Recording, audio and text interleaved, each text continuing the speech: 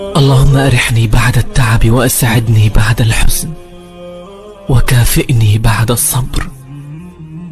اللهم إني أعوذ بك من وحشة الدنيا وكدرها. اللهم أزح من قلبي كل هم وخوف يسكنني وكل ضعف يكسرني وكل أمر يبكيني، وقويني يا رب. لا تفجعني في مستقبلي ولا تعسر أمري، وافتح لي أبوابي المغلقة، إنك جواد كريم. يا رب ارزقني جبرا لقلبي وتيسيرا لأمري وبعدا عن كل مؤذ وأذى وقربا منك وسكينة في قلبي. اللهم ارزقني هدوء البال والحياة الطيبة وجنة عرضها السماوات والأرض. بسم الله الرحمن الرحيم. السلام عليكم ورحمة الله وبركاته. يا رب تكونوا بخير جميعا وفي أتم صحة وأحسن حال. أنا رحاب يحيى ودي قناتي. لو أول مرة تشوفوا قناتي ما تنسوش تعملوا لايك للفيديو واشتراك في القناة علشان بإذن الله قناتنا تكبر بيكم. الفيديو بتاع النهاردة هيكون إن شاء الله كده مقتطفات بسيطة من الأيام اللي فاتت، كده بنسخن إن شاء الله الفيديوهات حلوة كتير بإذن الله الأيام اللي جاية. مبدئيا كده حبيت أشارككم بزيارتي لبابا الله يرحمه، دعواتكم ليه بالرحمة والمغفرة. هشارككم كده مقتطفات بسيطة وبعد كده إن شاء الله هوريكم المكان بتاع الشغل الجديد إن شاء الله. كان محمود هنا يوم الأجازة بتاعته. أنا كنت متعود أنا أروح دايما عند بابا، بس يعني بجد دلوقتي كل فترة اللي ما أروح، فكان معاه واجب فخدنا معاه. راح الواجب يعني كان يعني معاه حد يعني واجب اللي هو دفنة يعني، ربنا يرحمه اللي توفى. فنزلنا عند الشارع ده أول مرة نمشي وحدينا في المقابر، بس كان طبعا يوم جمعة وكان في ناس كتير رايحة تزور. فدخلنا كده من المكان اول مره ندخل منه، قال لي هتعرف تروحي؟ قلت له ان شاء الله هعرف اروح. فدخلت المكان ده كان فيه مقام شيخ قدامكم زي ما انتم شايفين. وبصوا بقى البير ده،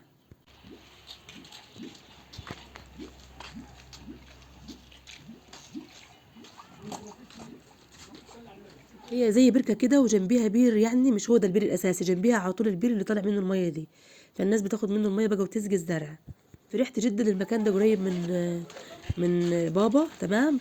فان شاء الله باذن الله ربنا كده يا رب يسهل، هزرع شويه ورد كده هناك ان شاء الله وصبار، فيبقى سهل عليا جدا ان انا اسقي الزرع، بس شويه لقدام كده مش دلوقتي عشان في حاجات كتيره طبعا بظبطها في المشروع بتاعي وان شاء الله شغل روتينات وكده عشان اعرف انتظم معاكم في التصوير.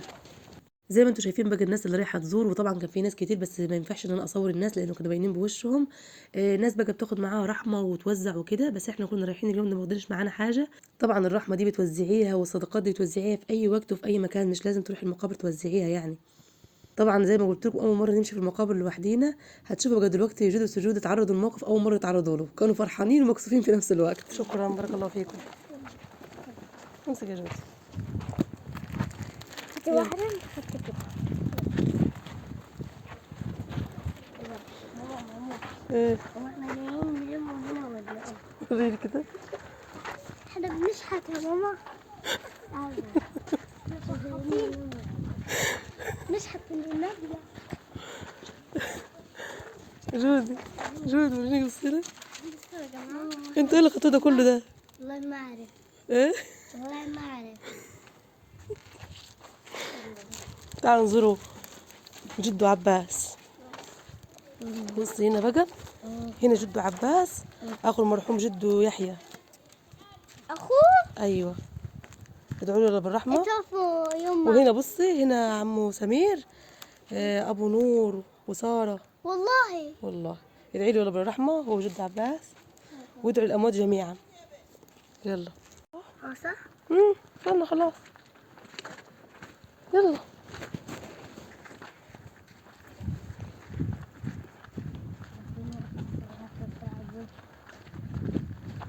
يلا على جنب يا جودي. يلا ماما على جنب. يلا يلا يلا.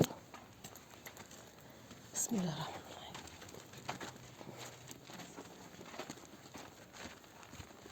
السلام عليكم داركم تمسى بكم، نحن ان شاء الله بكم لاحقون. السلام عليكم ورحمة الله وبركاته.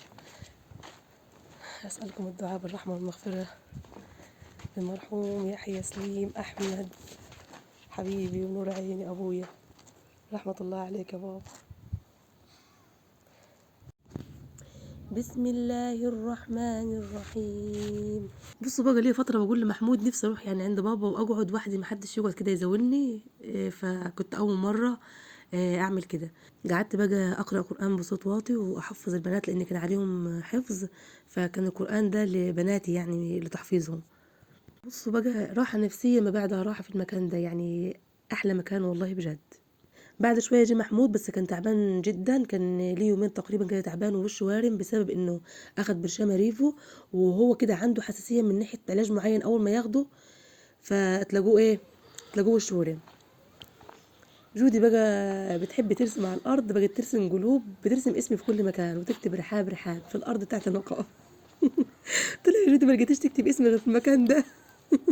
ريشة ريشه ايه؟ من عند ربنا. بصي فينها دي؟ اهي. السما؟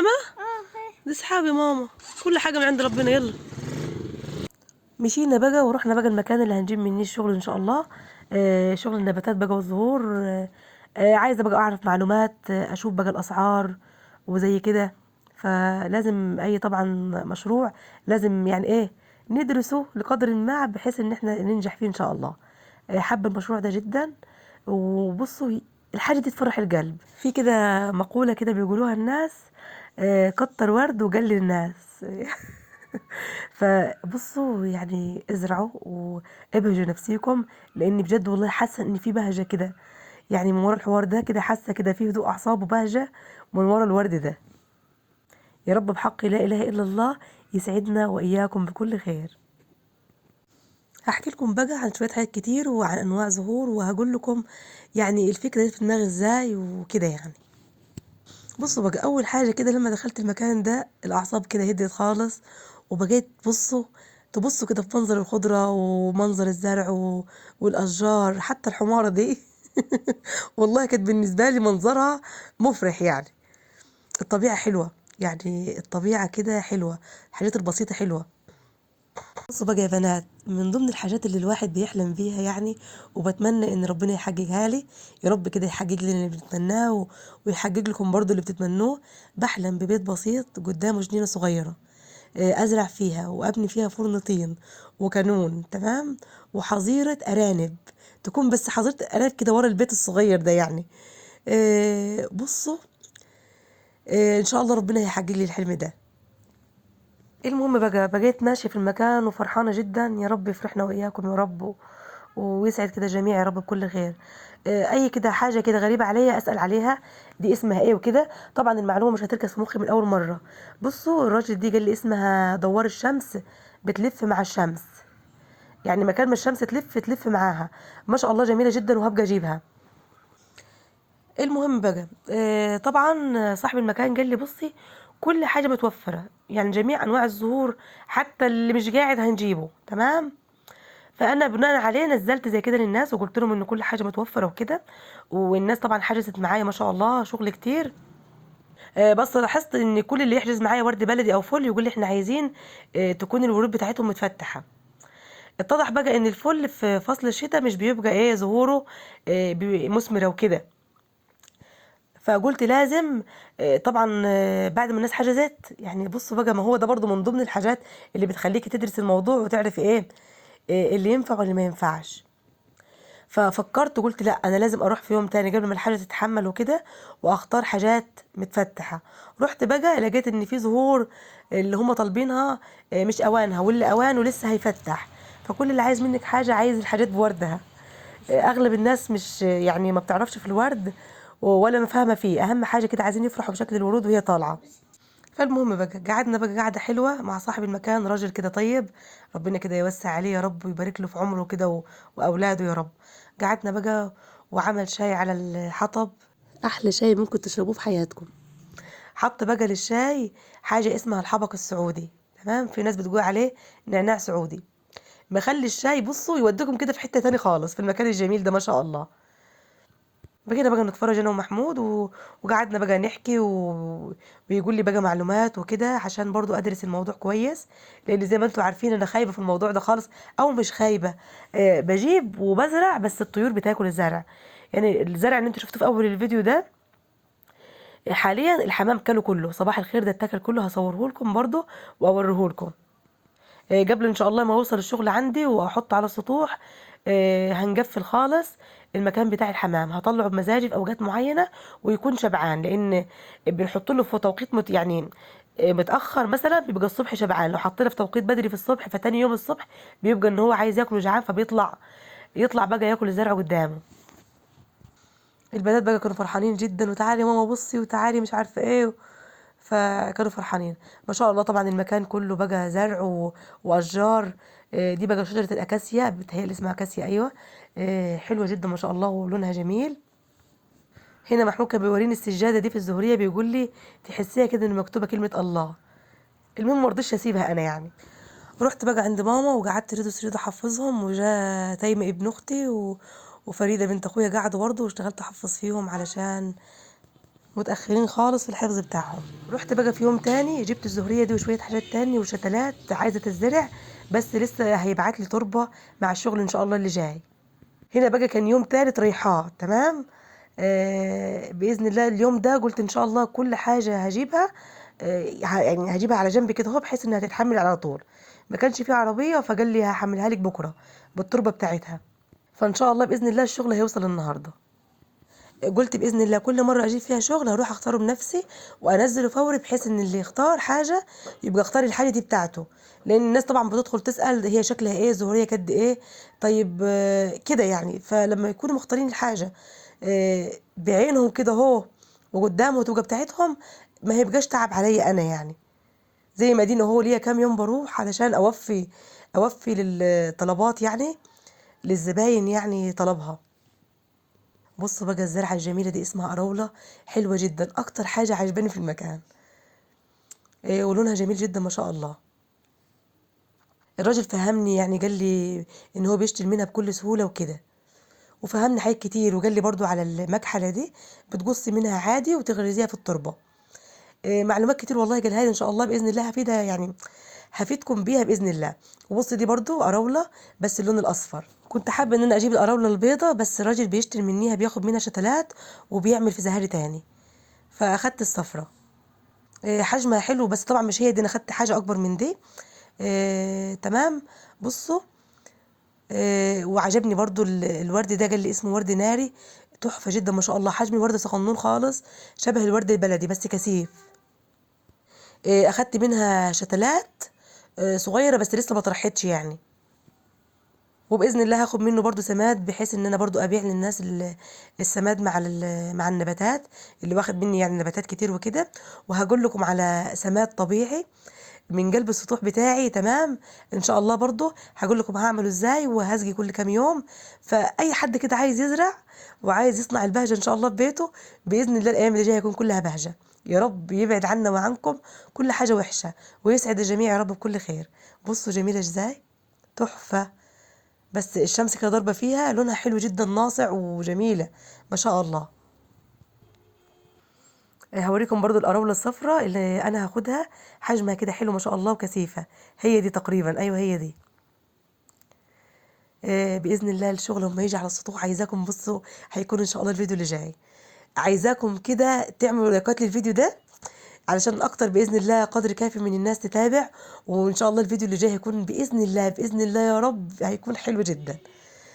هنحط بقى الزرع كده بمزاج على السطح ونرصه وكده. هنا الراجل كان بيقول لي بصي بتقصي حاجات يعني تكون غصون كده تخينه زي كده عريضه، وتنبتيها تنبتيها في التربه. قال لي اسبوع 10 ايام وهتشتغل معاكي. فان شاء الله باذن الله هنعمل تكاثر منها باذن الله. متوفر عنده بقى شجر المانجا والجوافه وكل انواع الاشجار. ان شاء الله كده الايام اللي جايه مع الدعايه كده والاستمرار هنعرف معلومات كتير باذن الله ونعرضها. هنعرض بقى الجروبات ونعمل دعاية بقى لكل الأشجار بجميع أنواعها. بصوا بقى الأكاسيا وجمالها تحفة، ولونها جميل جدا ما شاء الله. الله بقى يبارك له صاحب المكان ويرزقه يا رب من حيث لا يحتسب. بصوا كل حاجة أروح عنديها يقول لي دي بتتعمل كذا وطريقة إكسارها كذا. كان بيقول لي معلومات كتير، بس طبعا المعلومه ما كانتش راكزه في مخي قوي. قلت له انا هعمل لك فيديو واخد منك كل المعلومات اللي يعني الزهور اللي انا هاخدها منك، بحيث ان انا ارجع لها على طول، ما بقاش كل شويه اتصل بيك دي ويعني واضايقك. دي ازاي العنايه بيها وكده. فقال لي ماشي. بحيث ان الفيديو يبقى مرجع ليا يعني وتذكرة وكده. دي تقريبا قال لي اسمها الورد الناري او الزهرة النارية، هتأكد من الاسم. بتعمل ايه؟ اللهم صل على النبي، بص المنظر ما شاء الله. قول لي. محمود بقى اول ما دخل المكان كان مجرب طبعا الايام اللي فاتت لما كنا نيجي الشاي بالحبق السعودي او النعناع السعودي. بصوا النبتة دي ان شاء الله اللي هياخدها مني كده هيدعي لي كده وكل ما يشم ريحتها ويحطها في الشاي يقول الله يبارك لك يا رحاب. راح محمود بقى يجيب ميه من الزير عشان نعمل الشاي. بص كل حاجه من الطبيعه. بص المنظر هنا كده والركن اللي فيه الزير، تبارك الله لا قوه الا بالله. منظر مبهج ما شاء الله. يا جماعه الزرع والله بيفرح. هاتوا زرع ازرعوا، ابهجوا نفسكم على قد ما تقدروا. ما عندكيش بلكونه تحطي فيها زرع حطي في شقتك في نباتات ظل. مش عايزه احطي في الشقه والبلكونه عندك سطوح حطي في السطوح. اهم حاجه يعني بصوا تعملوا الحاجه اللي انتوا حاسين انها تبهجكم، ما تسلموش نفسكم للحزن والكآبة. بصوا بأقل الإمكانيات لو عايزين تسعدوا نفسكم هتسعدوا. يعني لو مش معاكم فلوس للزرع بذور وازرعوا بيها وحاولوا كده هو تطلع قدامكم وتبقى فرحتها أكتر من الزهور الجاهزة أصلا. يعني أكتر حاجة بتكون متوفرة حوالينا الريحان. نقطف بقى الريحان اللي هي زهورها ناشفة وناخد البذور بتاعتها ونزرعها. بصوا بقى أحلى كوباية شاي ممكن الواحد يشربها على الحطب بالنعناع السعودي أو الحبق السعودي. انا مش بشرب شاي بس حبيت الشاي جدا وقلت لمحمود انا على طول هشرب معاك شاي باذن الله. يا محمود هشرب شاي بعد كده خلاص. ما شاء الله فظيعه. ايوه فين انت عايزها؟ ايوه كبيره. بص يا محمود انا عايزه بصراحه، انا عايزه دي. عايزه دي ده بقى النوع اللي انا عايزه منه، شكله حلو جدا ما شاء الله. دي بقى نبتة السجادة الجميلة، ممكن تحطيها طبعا في ظل او تحطيها في الشمس. لما بتحطيها في الشمس اللون الفوشيا اللي جواها ده بيديك اللون الناصع ده الحلو. الراجل قال لي بتتزيجي كل 10 12 يوم. انا كنت جايباها قبل كده وماتت عندي لانه كنت بزجيها كل 3 ايام. كان جاي لي ان زهرة صباح الخير في الشتاء بيبقى عندها خمول مش بتطلع زهور، فسالته يعني لو محطوطه في شمس، قال لي لو مكان شمس وقويه ومعمول لها زي مرايه تخلي الشمس تتجه عليها هتطلع زهور حلوه. فان شاء الله برضه هجيب صباح الخير عشان قلت للناس ان انا مش هقدر اجيبه عشان مش مزهر. ان شاء الله هجيبه واي حد عنده شمس قويه ممكن ياخده مني او ممكن عادي يحطه في الظل وينتظر بقى الوردات في بدايه ان شاء الله شهر واحد. بصوا بقى الونكه وجمالها مثمره طول السنه، في منها الابيض واللون الفوشيا. تنزيل على طول. تمام. سي محمود ده النبق اسمه نبق ايه؟ نبق عماني. شوفوا بقى تبارك الله لا قوه الا بالله، النبق العماني طارح في الشجره، شجره كده مقزمه. قال لي ال8 وحدات من النبق ده لما بيكبر بيعملوا كيلو، فما شاء الله لا قوه الا بالله. سعرها غالي شويه بس حلوه جدا. ممكن برضو اجيبها عندي في السطوح واحقق حلم من احلامي ان انا كان نفسي يبقى عندي جنينه فيها شجره نبق. زمان واحنا اطفال كان عمي الله يرحمه عندهم جنينه فيها شجره نبق، فكانت طفولتنا وذكرياتنا الحلوه لما كنا نروح بقى نقطف منيها. السلام عليكم ورحمه الله وبركاته، يا رب تكونوا بخير جميعا وفي اتم صحه واحسن حال. شايفين المكان الجميل ده؟ بصوا بصوا، استنى هوريكم شويه ورود حلوين خالص. بسم الله الرحمن الرحيم. بسم الله الرحمن الرحيم. بسم الله.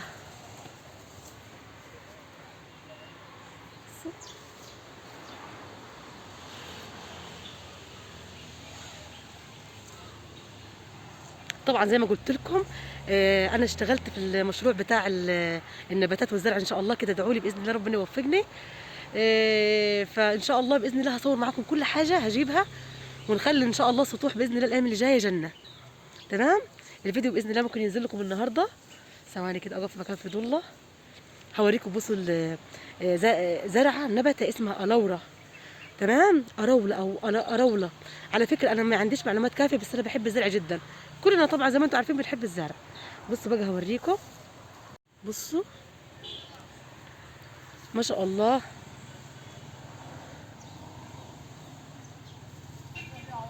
ودي طبعا ايه؟ السجاد.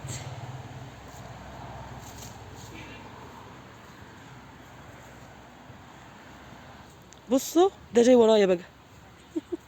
ما شاء الله لا قوة الا بالله. بصوا ابو الجردان. بصوا هوريكم حاجة حلوة خالص شفتها دلوقتي حالا لحظة. يا رب بسم الله الرحمن الرحيم.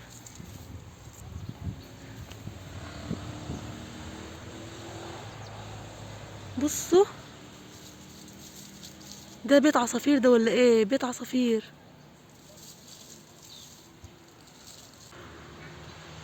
تعالى طيب تعالى. هو جاي ورايا كده مش عارفة ليه.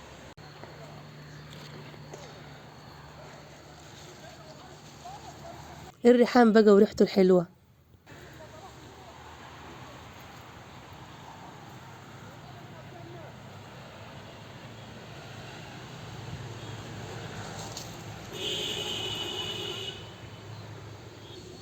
بصوا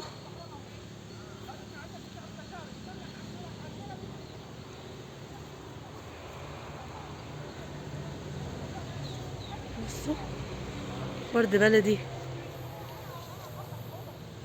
وجوري. ما شاء الله ما شاء الله لا قوة إلا بالله. الله أكبر. الله. بصوا المنظر الجميل. ما شاء الله لا قوة إلا بالله. ما شاء الله لا قوة إلا بالله. الله أكبر. ودلوقتي بقى وصلنا لاخر الفيديو. يا رب ما اكونش تقيله على قلبكم. انتظروا ان شاء الله البهجه باذن الله فوق السطوح. انتظروا الفيديو اللي جاي والشغل باذن الله لما يجي، وهنشوف هنرصه ازاي، وهقول لكم بقى كل حاجه ان شاء الله وتفاصيل حاجات كتير، وهنعمل ان شاء الله وصفات واكلات اثناء الروتين باذن الله. يلا اشوفكم على خير في فيديو جديد. استودعكم الله الذي لا تضيع ودائعه. السلام عليكم ورحمه الله وبركاته.